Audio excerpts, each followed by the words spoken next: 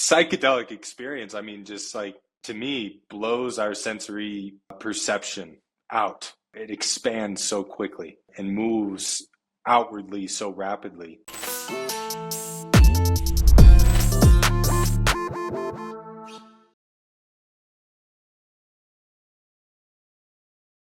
Hello, everybody. Welcome to another episode of the Webdelics podcast, where we're on a journey to find out the truth about psychedelics and plant medicine, get rid of the myths, and change the narrative. I'm your host, Scott Mason, and with us today is a very special guest, James Eshelman. James, tell us all about yourself. Yes, thank you for that introduction, Scott. I am a seeker, first and foremost, somebody who carves and excavates through my experience to find meaning and purpose and my own inherent and intrinsic value in life. And I'm an observer of beauty, of joy, and I think vocationally, the way that that's manifested is as a psychedelic guide. So a lot of what I do is guiding folks through psychedelic journeys. I work with preparation and integration. I'm also a community builder and a psychedelic advocate and men's work coach. One thing that was very special to my ears about that self-introduction was the way you created a broad funnel describing who you are in an almost metaphysical sense, and then gradually narrowed it down to what you do. And what that says to me is that you're someone that understands the relationship between the total self and the professional self, and you have a very specific place within which you put the latter. I will also say this with regards to that really unusual and descriptive self-introduction. Anyone who is watching this show on YouTube will probably be unable to keep themselves from noticing that stunning piece of art behind you. So when you talk about yourself as someone who is an appreciator of beauty or something like that you said, you're actually demonstrating it through your presence on this show. I want to say thank you for bringing that special stuff into the room. And James, above all else, welcome to the show. Thank you. Thank you. So the theme of today is how to bring your experience to life, particularly with regards to psilocybin. And what we mean by that is if you have gone on a psilocybin journey, had a sacred ceremony, or experienced a connection with psilocybin in any way, what does preparation look like? What does integration look like? Now, for those of you who are longtime followers of the show, and I hope that's a lot of you, you will probably recall that when the series first began, I had no experience in the psychedelic world whatsoever.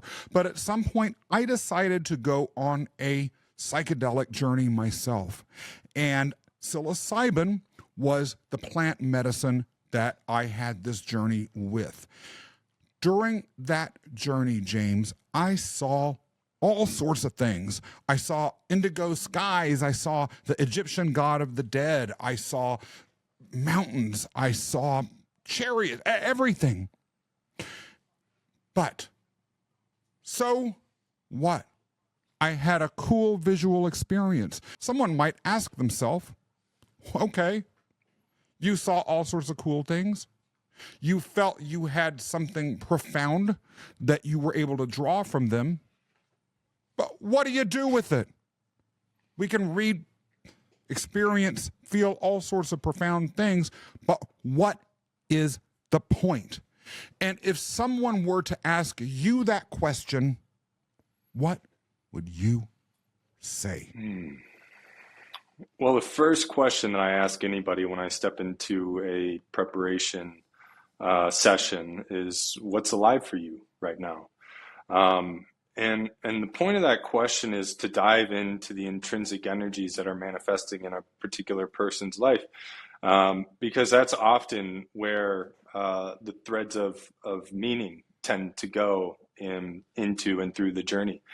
And so tactically, what that looks like is really diving into an individual's mental health, spiritual health, emotional health, and well-being, and conversations around their physical health, and a lot of that, the basis of the conversations that emerge within sort of the mental health, spiritual health, emotional health begin with a lot of conversations around what our subconscious mind is doing and how it's manifesting in the world, and relating that back to the way in which we were raised as children.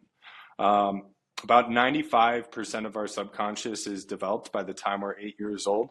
So if you think about the subconscious mind, most of it being developed in childhood, and that's the programming that as we move through life, we're working to undo.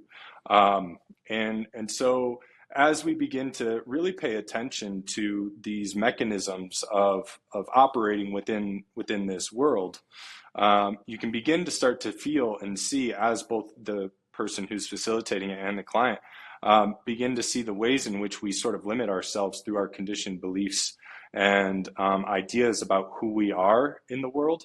And the way that I think about this for sort of setting us up for a psychedelic journey is it's kind of the guardrails, right? If you go into a psychedelic experience without some kind of intentionality, you're opening up Pandora's box for, whichever direction that it could head, which is meaningful in a lot of ways. But it also, when you go wide, it's a lot, oftentimes harder to really go deep.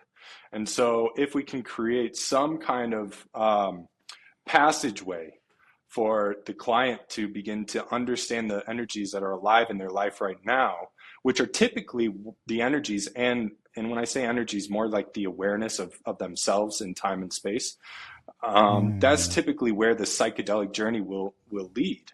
Not to say that that's always the case. Oftentimes, it'll deviate, but at least the art and practice of beginning to examine these conditioned beliefs about ourselves and our place in the world helps us develop the muscle to be able to surrender through the experience. That eases the tension when you come upon something that's uncomfortable within an experience, right? So moving through the journey and integration, we step into the realm of meaning making. So as we've developed this awareness on somebody's life and the energies that are present in their life and the conditioned beliefs and behaviors of their life, and then the psychedelic journey presents this phenomena that is oftentimes beyond sort of our sense of perception about ourselves, right? It really challenges a lot of notions and held beliefs that we have. Then the integration is in the meaning making. It's in weaving together the insights that we glean from the experience deep into a fundamental experience of who we are now and who we want to be based upon the values that present themselves through the journey. There was a lot that you just said in those beautifully phrased sentences. I'm kind of sitting here marveling at just how well you put words together. Please don't ever enter into a sentence construction or poetry contest with me. I promise I'm going to lose, and it's going to be humiliating. But be that as it may, I want to analyze some of the things that you said there a little bit more deeply. I just won't be quite as eloquent, I have to admit. But let's talk a little bit about the relationship of your psilocybin experience and the preparation process with mental, emotional, and spiritual health, the three things that you consistently mentioned earlier. Mental health, I understand. I'm not sure that I completely understand if emotional health is the same or if they are different, and if so, how they're different. So is emotional health something that's really separate from mental health? And if so, how so? Well, I view they're very much like, they're very complementary, right? So as I separate the two, I put them in different buckets because they require different approaches in a lot of ways, right? Like the mind is very form. There's a lot of form that we're working with within the mind. Within the emotions, it's sort of this fluid kind of movement-based experience. And so with that in mind, then we're looking at the structures of the mind, the structures that we have in place where the mind supports the body in throughout life, right? And And then the emotions really are the movements of energies within the body, and how do we choose to relate to those, right? So you can start to see the kind of the complementary, even sort of overlapping relationship that they have, but they sort of require different approaches, at least in terms of how my process works. Very interesting. Spiritual health. James, I don't understand. Either you have a spirituality or you don't. What makes someone spiritually unhealthy or not? And are you trying to say that if someone isn't spiritual, they're somehow not spiritually healthy? What does that mean?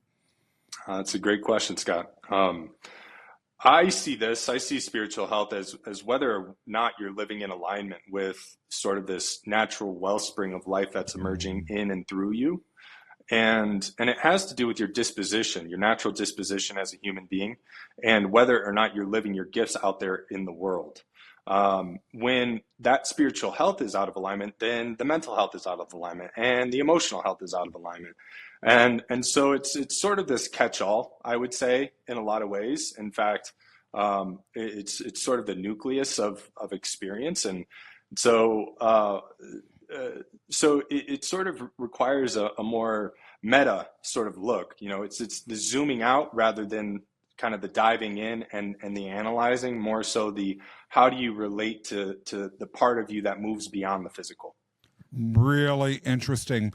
And are there situations in which someone may not have the spiritual, mental, or emotional health necessary to even consider them as candidates for a psilocybin or other journey? Or are you saying, when you analyze these things, okay, the whole purpose of taking a guided psilocybin journey is usually to repair something or to heal something or to move in a particular direction. So if you are not all together with regards to one of those health areas, will help you get there.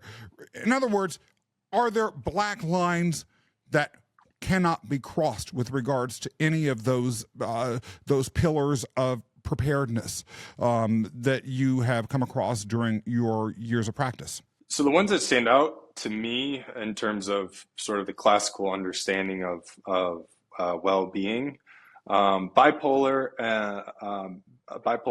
disorder and schizophrenia, just to put those in kind of buckets as, in terms of classical diagnoses. Those ones are really difficult to work with, and it's not to say that there aren't facilitators out there who don't work with them. There are people who actually specialize in that area. So it's not definitely doesn't totally rule you out, but it does require a greater amount of safety and transparency and consultations and sort of a medical readiness. And then I would go so far too as to say, oftentimes what can manifest or what can be really difficult within a psychedelic space are people who are really highly neurotic. Neuroses is when you're really neurotic or you have a serious kind of need to control. That can manifest as a fear of surrender, which within a psychedelic space, surrender is extraordinarily important. And I see people having really challenging experiences. So here in this arena too, it's not to say that it's a total deal breaker. It's just something to really be conscientious of. And in my own personal practice, it has a lot to do too with feel and flow. Am I relating to this person? Is this person neurotic? But can I relate to the part of them that isn't neurotic, that is totally healed, that is capable of working with this medicine in a way that provides them some relief from their neuroses or from whatever else is ailing them. So to look at this space very much too as relational between the participant and the facilitator is really important. Let me ask you this, because I believe in keeping it real, and I know if I'm asking this question secretly inside, someone in the audience is too. What if the person has a personality disorder?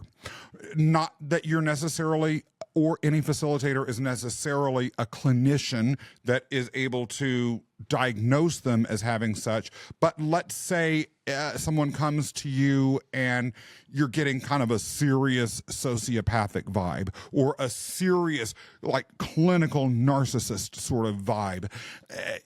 Those are things that, to me, in my lay point of view, would seem to correlate with poor mental health and probably poor spiritual health. The people want to know. Tell us, James. Tell us. So, these bigger personality disorders, narcissistic personality disorder, is to look at that in one way is to say that, when we move through childhood, we are inherently narcissistic. It's around the age of 2 or 3 years old. Mm-hmm. And so people who develop narcissism typically are the most wounded in the world, right? Mm-hmm. And they're exercising those wounds on the world around them. And so in a lot of ways, like, those are the people who need this work the most. But for me personally, those are really challenging to work with unless somebody's conscientiously or consciously aware that they have these things, or that they might classify themselves as narcissistic or, multiple personality disorder or whatever these diagnoses are. If they're consciously aware of them, then they're a lot easier to work with. But if I'm getting these, sociopathic, narcissistic vibes and there's no awareness or acknowledgement of them, that's a sure red flag for me, because that can turn around to bite me in the ass and oftentimes can be re-traumatizing for the people, for those people as well. And so it's a tightrope to walk for sure. You talked earlier about the subconscious versus the conscious, and a lot of our subconscious development occurring when we were very young. I realized as I was listening to this, thinking about what you were saying, subconscious. That's one of those terms that everyone throws around, people use, but I don't know that I necessarily really understand what it is. Could you talk a little bit from your perspective about how you define the subconscious? Because I think that that's going to actually inform a lot of what we're talking about if we are referring to substances like psilocybin having a transformative effect on issues that arose or at least have their roots in that early pre-adult subconscious development. Yeah, I appreciate the invitation to stick within my realm of expertise here because I don't have a neuroscience background. But the way that I relate to that is that, within the conscious mind, we observe our reality, we begin to create patterns and pattern recognition. And once those patterns and pattern recognition have become efficient enough, we store them within our subconscious mind. And the subconscious mind is a part of the brain that requires as little effort to operate, so that we can deal with the complexities of the world around us, right? It's the part of us that jumps into action, when we are facing something that is either, it's the movement forward. And I guess in evolutionary terms, it was the part of our mind that allowed us to recognize that, there's maybe a saber-toothed tiger hidden back there, right? So right, we're like moving into the programming that is operating with minimal effort, essentially. And I guess that's kind of the best description that I can speak to within sort of this realm of conversation.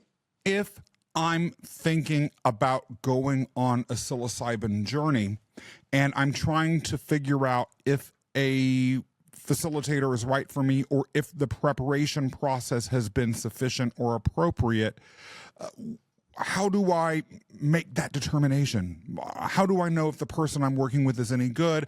And how do I know if I've been appropriately prepared? So I think it's one, really important to acknowledge that our bodies are really intelligent. And so if you're able to have a conversation with your facilitator ahead of time, Hopefully you're able to. What does, what are you experiencing in your body? Does it feel warm? Does it feel comfortable? Is there an ease? Is there something that's uncomfortable? Is there something sort of pushing you away? Maybe a red flag that comes up. And those are really important to acknowledge and also to honor. Sort of subtle notes that are guiding us to safety, essentially. And then beyond that, getting into sort of tactical things, it's really valuable to know the lineage that a facilitator has come from, and a lineage can look in in a multitude of ways. There's sort of an indigenous lineage that people can come from. There can be a different spiritual discipline lineage that people have come from. It can be even an educational lineage. Perhaps it's an educational institution. What are a person's credentials, and not necessarily that have been granted by an institution, but also like sort of a more communal based lens of credential, which might be a blessing from a community elder, or maybe this person's done a really deep amount of personal work and can point to this body of work that they've done within their own personal and spiritual and healing, path. And then I think too is like going into it with intention. I believe that every facilitator creates their own sort of field, right? That we step into as participants, that we then have access to this field. So whatever they are conveying through their body is something that's going to be more accessible to you within that space. So do you need, a masculine facilitator? Do you need a feminine facilitator? Do you need a non-binary facilitator? Like what energy really wants to be nourished within you as you step into these spaces? Because a facilitator is really going to help sort of open up those spaces for you to a greater degree than they would otherwise if you didn't have that. Wow, that is the first time during the entire course of this show that this particular area of inquiry vis-a-vis a facilitator and the nature of the relationship with the facilitator and the person undergoing the experience has arisen at all. And I will say, when I was considering the facilitator and having our initial facilitation discussions, our initial preparatory discussions, at least to my conscious mind, the issue of whether they were projecting masculine energy or feminine energy or non-binary or some other energy never even came up. Why is it that you think that that is so important? And I have to say, I note looking at your LinkedIn profile, you have a deep background in men's work. Does that relate to any of this in any way at all? Or is that just all a big coincidence? I couldn't even get that one out with a straight face. Answer me, please. I mean, I think that wisdom comes from the fact that we're relational beings. Fundamentally, we're relational. The world around us helps shape our perception of reality and is constantly doing that. And, to see ourselves as individuals is really kind of status quo here in the Western world, especially in America, very individualistic. And I think when we look beyond that individual container that we move through the world, we can recognize that we're very deeply connected to other people, energetically, spiritually, emotionally. And so as we really open up and start to lean into that relational capacity, we then are able to heal ourselves, right? It's like, when you're driving in traffic or something, right? Or you're walking down the street, or there's just something about somebody that sort of triggers you. That trigger is introducing you to a part of yourself that you need to heal, right? Or you need to give space for. Same goes for healing too. Is like, if I'm around somebody and I look to their energy as something that's impactful and meaningful to me, then they're showing me a part of myself that I'm capable of introducing to me. Right? So love, compassion. So if these people are holding that totem for us, it's another opportunity for us to integrate something that's going to nourish us. And so the men's work kind of runs separate a little bit. When you're talking about energy, though, and masculine and feminine and non-binary, I just want to confirm that my very, very lay understanding of all of this is correct. You're not necessarily talking about the actual gender of the person that you're working with or talking to as much as you are the expression of the energetic masculine, feminine, or something else. Or are you actually talking about the gender of the person that you're considering as a facilitator? I mean, here we get into some beautiful nuance because there are a lot of women who can hold a very strong container, very even masculine container that can be quite nourishing for somebody who's looking for that. So when I sort of speak to gender, I speak to that as sort of a guidepost, if you will, as sort of like that typically people of the male gender. Have a greater access or have a more available access, if you will, to a sort of masculinity. And so you can kind of look at that softly, but the energetics is really what the focus is here. Thank you for that clarification. Now, I want to go back a little bit to the discussion that we began before we went down this little rabbit hole about the appropriateness of the preparation and making sure that the mental, spiritual, physical health of the individual who is about to go on the journey had been appropriately accounted for, and that the preparation and the feeling states between the two were matching. Let's say you went into a psilocybin experience, but you either had super cursory, inadequate preparation or no preparation at all.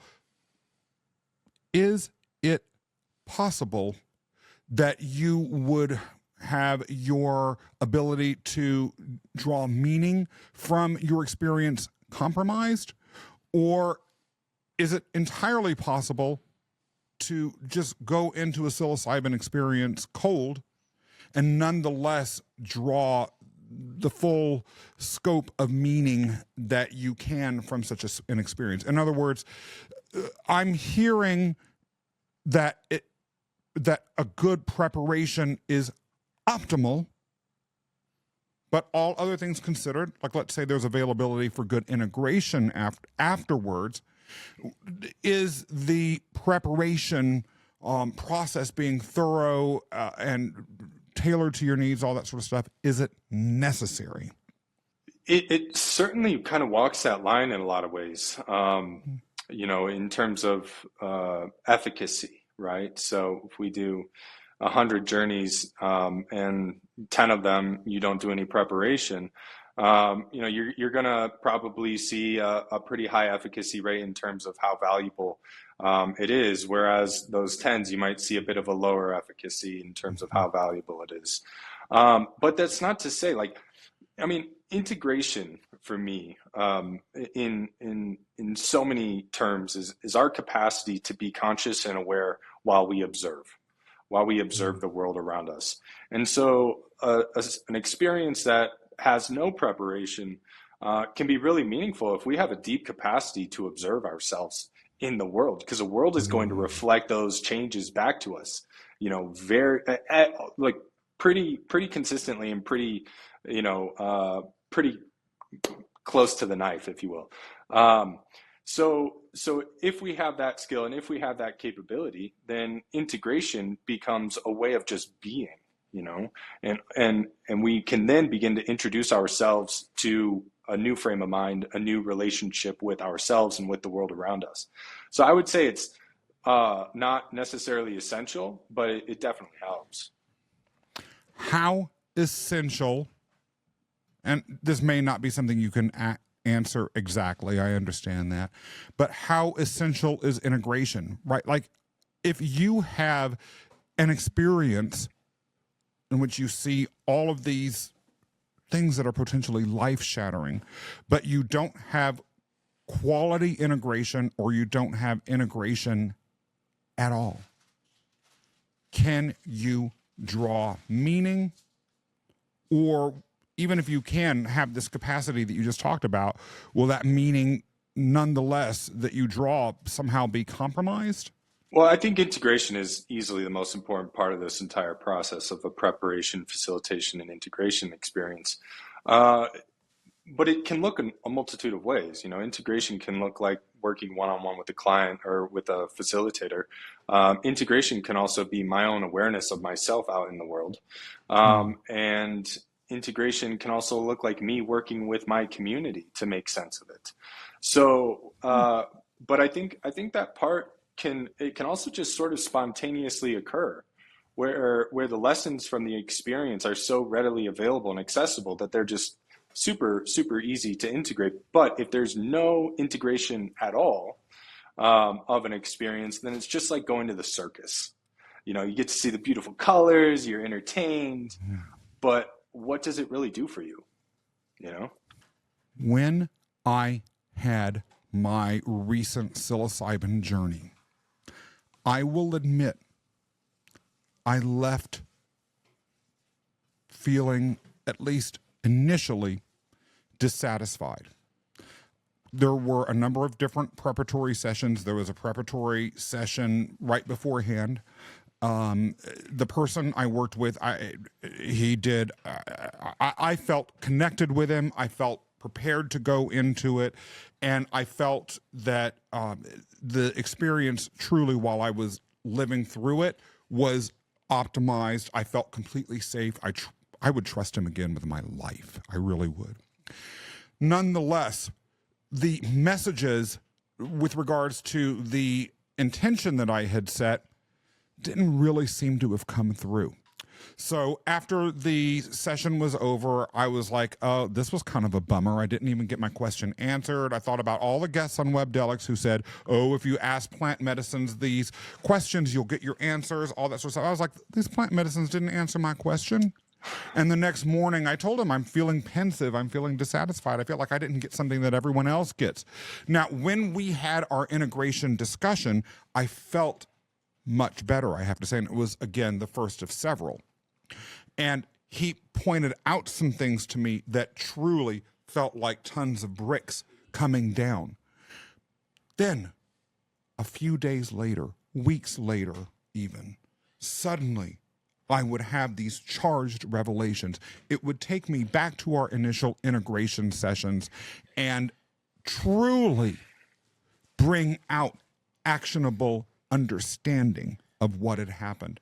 How common is that sort of experience? And is facilitation, you sort of hinted at this a minute ago, necessarily over or occurring outside of the bounds of whatever conversations might be occurring with a facilitator or a community if you're part of that? I see you smiling there. What are you smiling about?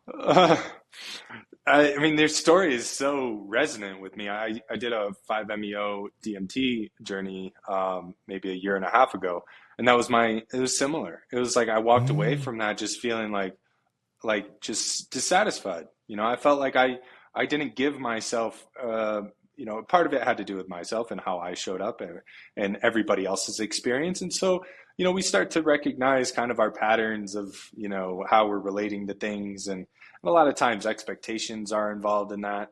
But this is part of the gift of psychedelics is that it doesn't often come through the experience, but rather comes through the integration. And integration can last a lifetime. It can go on for weeks, months, years, decades. That we are still being blessed by the hand of the experience, and by the part of us that we connected to. And oftentimes, a lot of times, what we did was we resisted, and so resisted some kind of a wisdom that was being presented to us, and we didn't want to accept it.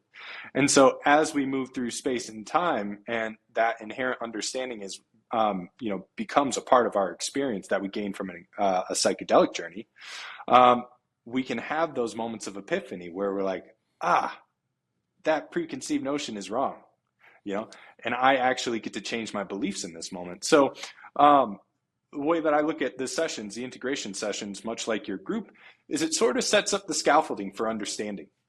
you know, creates a channel of awareness for us to then begin to shift our focus away from what didn't go right to what do I need to look for moving forward. And then let life be the teacher. Let life reflect back to us the part of ourselves that's healed or healing. I spoke to a woman a few months after my journey.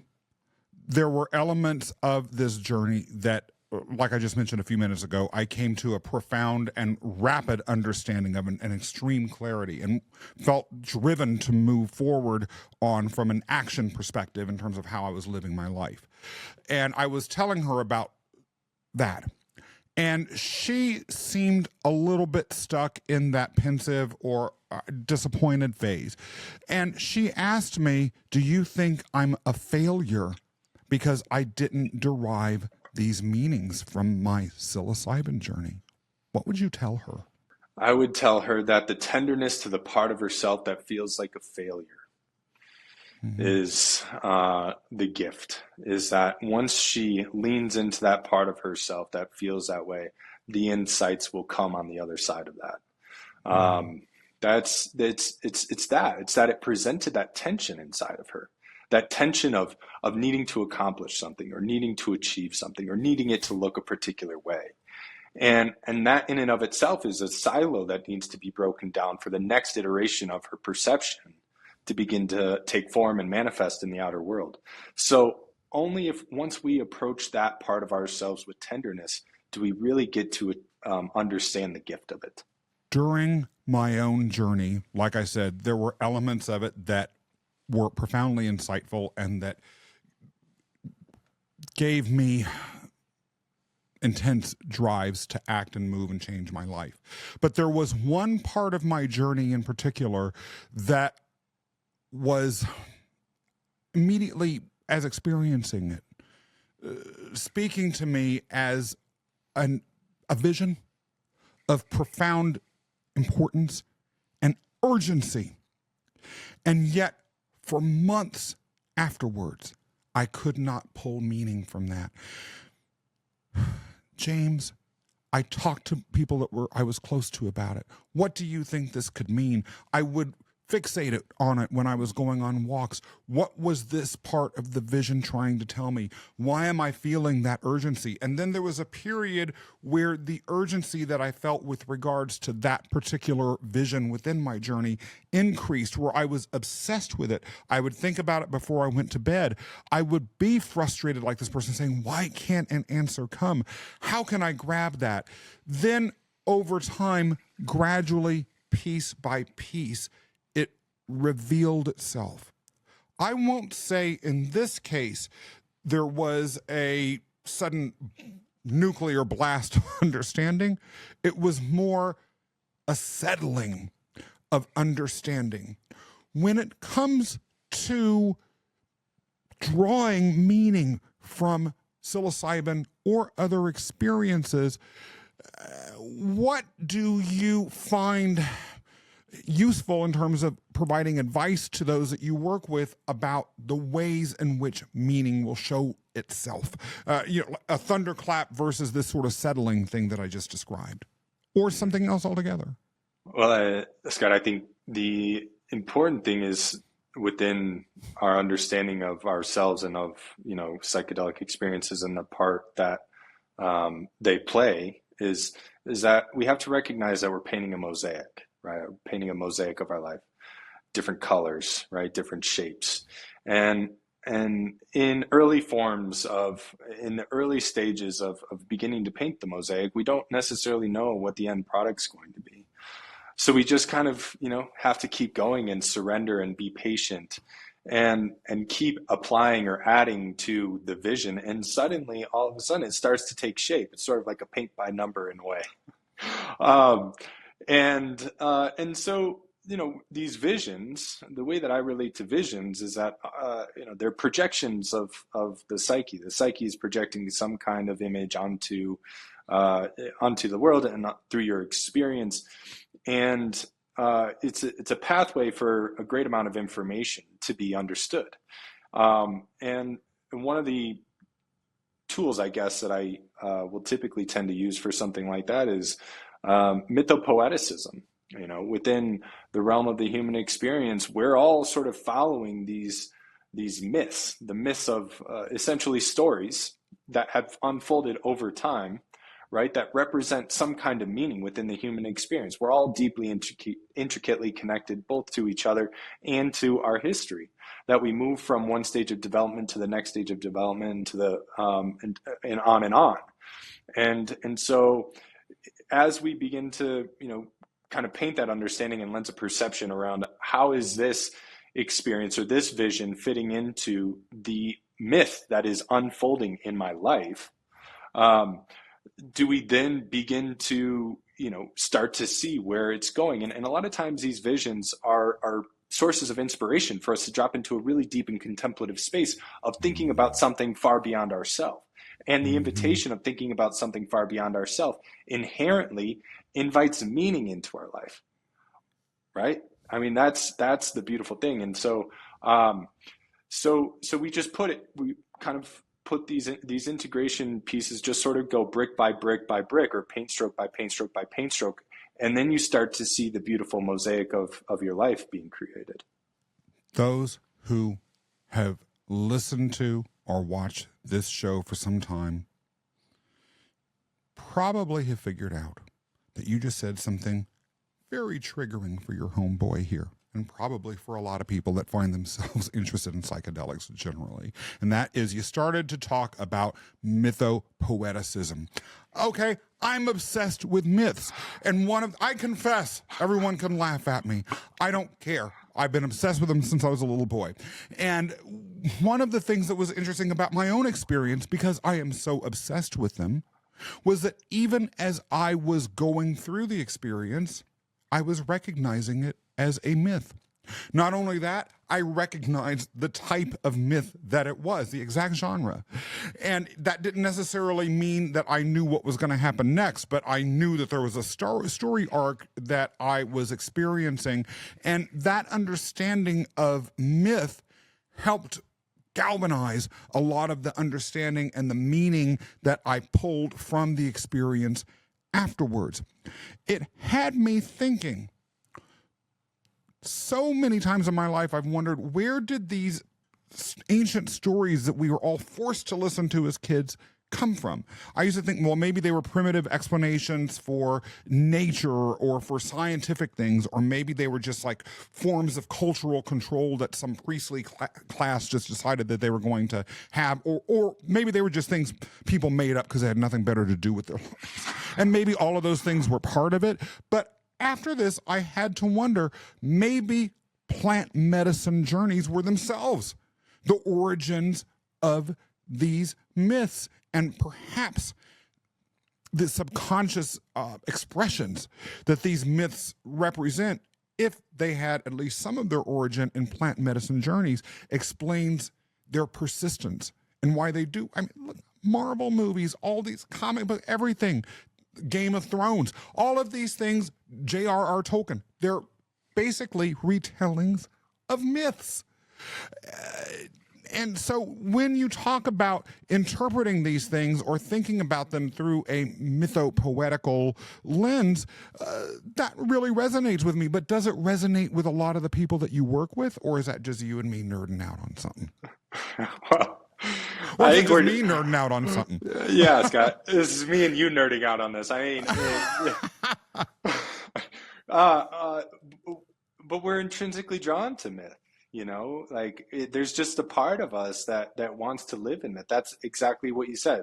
That's why the superhero movies are important. That's why, you know, the Lord of the Rings is so valuable. That's why all these other, you know, stories of moving through different phases of development is so important, because there's so much uncertainty. And this is what I think mythopoeticism gets at, is it creates the bridge through uncertainty. Allows us to have faith that what we're moving towards has some kind of intrinsic meaning that's going to serve us, right? It's like in the hero's journey, or, you know, in the descent, as I like to call it, the descent to soul, when, You maybe go through the dark night of the soul and you're going deep down and nothing seems to be going right. Your relationship just ended. You just lost your job. You're in a state of despair and you don't see the light through.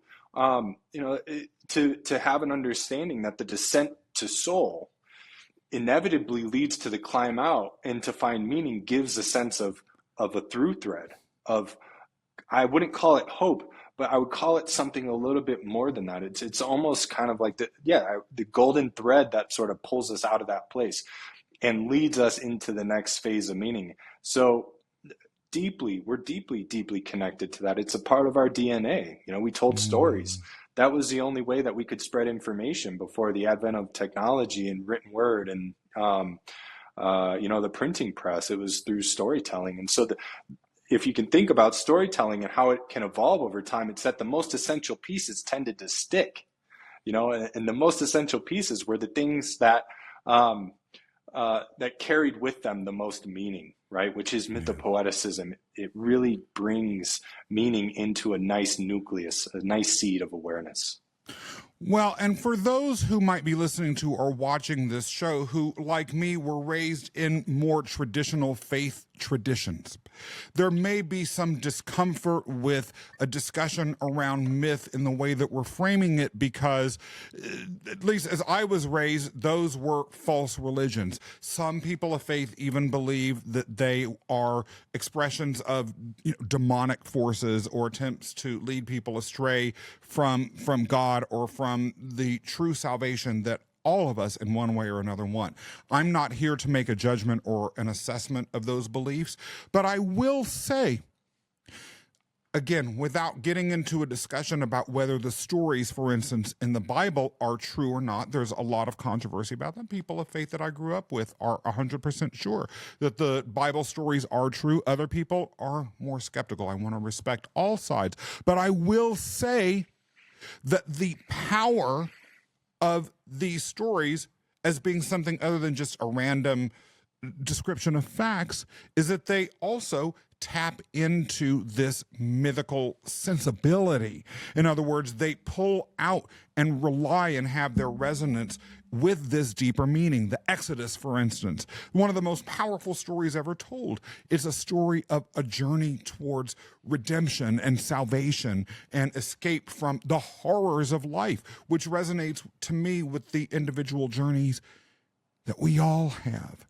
And so thinking about what a journey might look like and how to integrate this, I can't help but think that in a way, perhaps if all of us are willing to open ourselves to these deeper meanings of the stories that we may have learned, perhaps we have a framework, like you said, a scaffolding from which we could draw more useful information from the psilocybin journeys when they occur.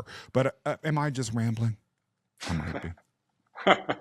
That's a beautiful sentiment. Yeah. After my psilocybin journey, I had tinnitus, and it was bad. It started about a day later. It lasted about a week. It drove me crazy. I couldn't meditate. Even when I had my headphones on and was listening to music, I still could hear it. Then it went away. And now I'm back to normal. What was that about?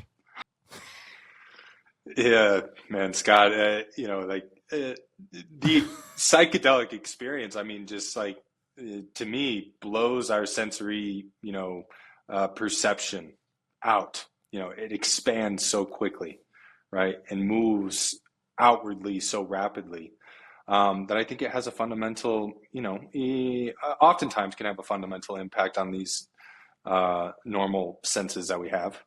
And so with that in mind, I kind of would look at that through that lens of what was being expanded out through the realm of the sense of hearing.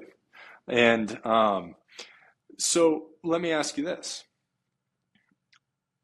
What did you observe about yourself, aside from being agitated and annoyed by the tinnitus in that week afterwards? Did you notice anything about yourself? I felt shaken up. I felt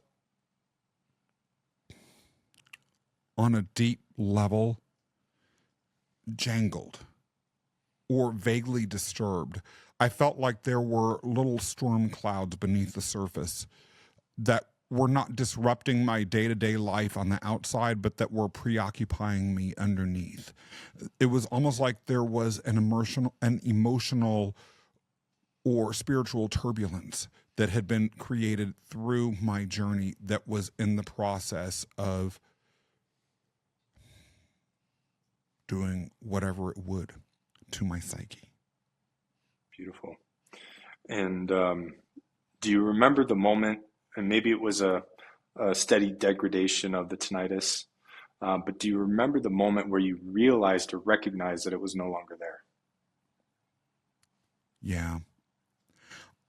I first noticed it when I woke up in the morning and was attempting to meditate. I wake up before my spouse does and like to have some quiet time to read or whatever. And it was driving me crazy that first morning that it appeared. And it was about a week later that I woke up and was sitting there in silence and was realizing, oh, I can listen to the fan in my apartment and this ringing isn't even covering the music of the fan. Or I could put headphones and listen to nice, soft, white noise. And this tinnitus wasn't cutting through that. I mean, some of those nights that I was trying to sleep, I would put on white noise to try and deal with this tinnitus, and the tinnitus just blocked out the white noise even. It was so overpowering. And so what was your felt experience as you realized that it wasn't there?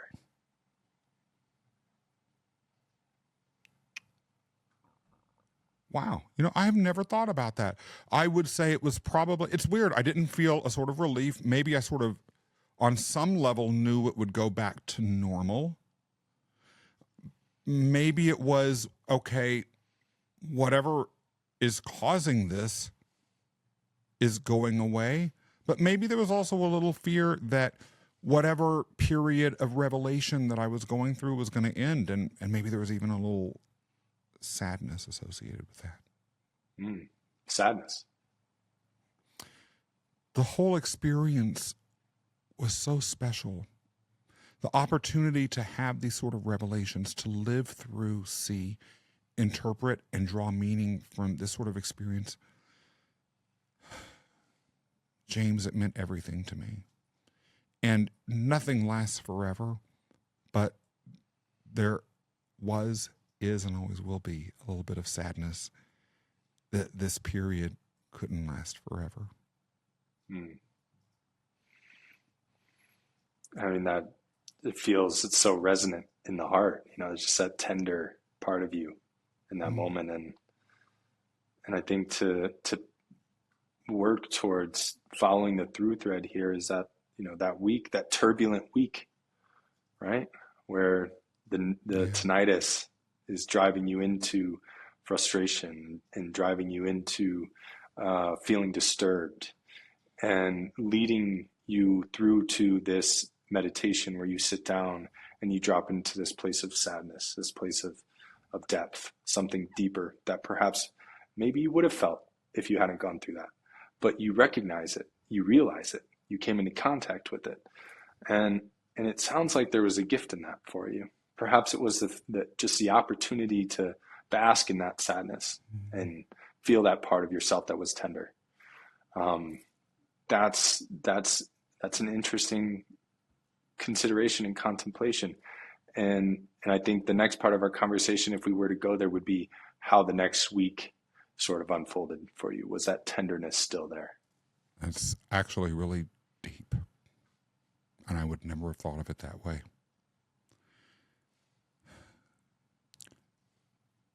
Not all that long after my own journey, news broke about an airline pilot that attempted to basically take an airplane that he was a passenger on hostage and bring it down. And it turned out that he had gone on a psilocybin journey that, based on the news reports I've read, was not a facilitated one. There doesn't sound like there was a lot of preparation, and there certainly doesn't sound like there was a lot of integration afterwards. And so one thing that was striking about what I read about his experience was that he felt super distraught, super freaked out, and super convinced that he might not be in reality, that his trip, if I remember this right, might have never ended.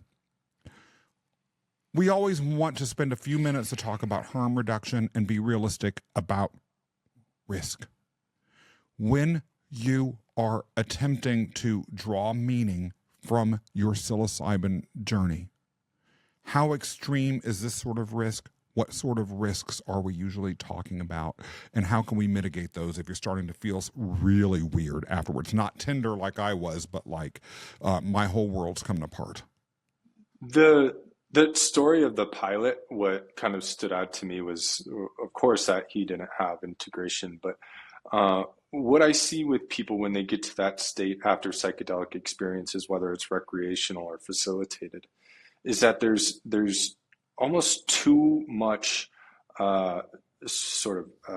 threads within the psyche or the human experience or the felt experience that becomes overwhelming, right? And if you can think about the sense of overwhelm, what overwhelm does is it puts us in a state of fight or flight, right? It puts us into a place where we're in hyperactivity, right? We might be really sensitive to threats. We might be really sensitive to our environment, perceived threats, and two, just sort of mentally, emotionally unstable. And so the way in which I sort of that can kind of be recognized is within a sense of groundlessness. When you feel, or in your experience, if you feel too groundless after a psychedelic experience, meaning that there's not a whole lot to grab onto, and anything that you try to grab onto feels flimsy. Could be an identity, could be a relationship, it could be a habit, it could be something maybe a little more simple than that. If nothing's working and your experience, your sense of self feels really flimsy, that's a sure sign that there's a necessity for some sort of integration help. Because especially if that groundlessness is sort of triggering a sense of overwhelm. Now, psychedelic experiences can often naturally be groundless, right? It can be that our identities are falling apart and we're reshaping, and there's a way in which we really need to lean into that. So another part of the integration process is giving yourself time to integrate, where you don't have responsibilities, where you're not stepping out into a chaotic world, whether that's getting on a flight, being in a mall, right? Going to places that are very stimulating, sensory stimulating, so that you can have a chance to just, your nervous system needs to slow down. Your sensory perception sort of needs to slow down. Getting out into nature is really important as well. And then also too, just knowing when to ask for help, and knowing going into a psychedelic experience, whether it is a facilitated or not facilitated experience, to have somebody within your life that you can call, that knows you, right? And not just knows the part of you that you present to the world, but that you have a meaningful relationship with to some degree. Really helpful. And as we close out, I always like to think about the most important takeaway from the episode, at least for me. And I was going to say, up until just a few minutes ago, contemplating our experiences during journeys with psilocybin or other similar substances as part of a larger storytelling tapestry that we're putting together and deriving meaning from as we engage in that process, perhaps, as you mentioned, for the rest of our lives. But I also, after hearing your last set of words, really have to take away that if there is this sense of ongoing groundlessness or fear or despair or chaos or whatever, to just be brave and ask for help. If there's anything that you would like us to take away that you have either said earlier and want to reinforce, or that hasn't been said but you feel needs to be said, I'd love to hear what those words are. I think what rings true throughout all of this is the necessity for education within this space, right? To be both self-educated, to be educated about the spaces that you're stepping into, to be educated about the substances. And that's what I love about Webdelics and what you guys are doing is creating that platform for people to gain information about this stuff. Because it as these psychedelic medicines come online, there is a deep and meaningful promise to what they offer. And we ought to approach it with thoughtfulness, curiosity, intention. So lean into the resources that you have available if this space is calling to you, and if it feels promising to your own healing journey. You know, you really embody reflectiveness, contemplativeness, and measuredness when you speak and when you think. And that itself is a wonderful gift to this audience. Thank you so much. James, how can people find out more about you? And do you have any projects or anything that you want to share with folks that is going on in your life? Yes, absolutely. And thank you so much for that reflection, Landon. You can find me on Instagram at James Eshelman. I'm also on the web at centerofalldirections.com. And the projects that I have undergoing right now, one of the big ones is I'm looking to establish and develop a healing center, a state licensed psilocybin healing center here in the state of Colorado. And that's about an 18-month project, and working on fundraising at the moment, and going to be developing our offering. And so very, very excited about that. And also just continuing to work within the threads of my expertise from psychedelic guiding. I do some transformational coaching where I leverage the insights and experiences that I've had through all the psychedelic that I've done personally, and also in serving others in coaching containers.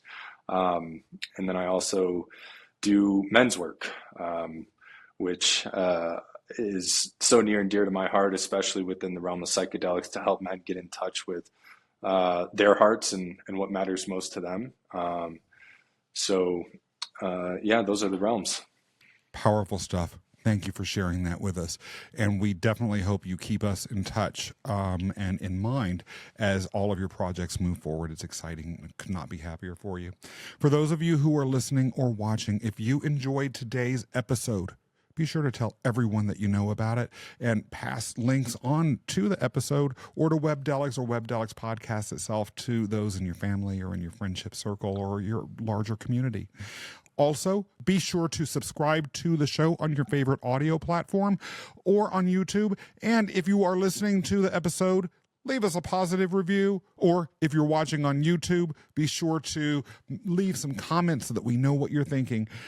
In addition, follow us on all of our social media channels, and then go to our website, webdelics.com. That's WEBDELICS.com. And then sign up to our blog for trusted, curated, and unbiased information about psychedelics and plant medicine. Then above all else, be sure to come back next time for another episode of the Webdelics Podcast.